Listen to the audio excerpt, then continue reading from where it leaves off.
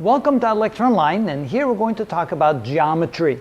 Now there's going to be a whole series of videos on geometry, but starting out, we need to become familiar with the terminology used in geometry. That's usually the biggest obstacle because there's so many different terms that we haven't heard before in algebra or in arithmetic or other forms of math that it becomes very puzzling of what they're trying to tell us in geometry.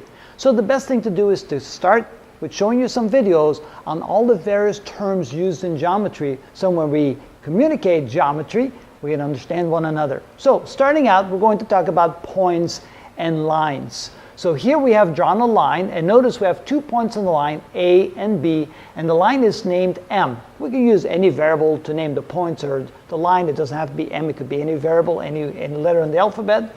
But so when we talk about lines, we could say we have line M, or we have the line defined by the points that are on the line, in this case A and B. Notice the arrow going in both directions over the A and B, which means the line goes on infinitely in both directions. It's infinite in length, and so we know that the points, and I should put an S there, points A and B lie on the line. That's how we say it. Or we could also say points A and B lie in the line. Now, on the line is probably more commonly used, but it's also correct to say that points A and B lie in the line. You can also say that the point A lies on M, or simply say A lies on M. A is a point, M is a line, or A lies in M. So we have now two lines over here. We have line M and line N, and there's a point where they cross. We call that point P. Another way of saying cross means intersect. The two lines intersect at this location, so we can say that M and N intersect at point P or at P.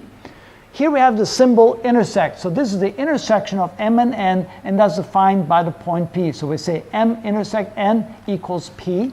Or we can also say that P, which is a point, is the intersection of the lines M and N. And again, sometimes they don't include the word line, so they simply say P is the intersection of M and N.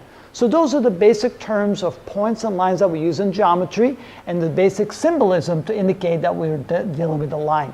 Later on, we'll talk about rays and line segments, and we'll see how that's different from the way we express lines. But here you know the basic principles of points and lines. This is how we express them, and so that will get you going on the understanding of how to talk the language of geometry. So if you're interested in this, stay tuned. We have many more videos to give you the basic terminology of all the words that we use in geometry, and that's how we do that.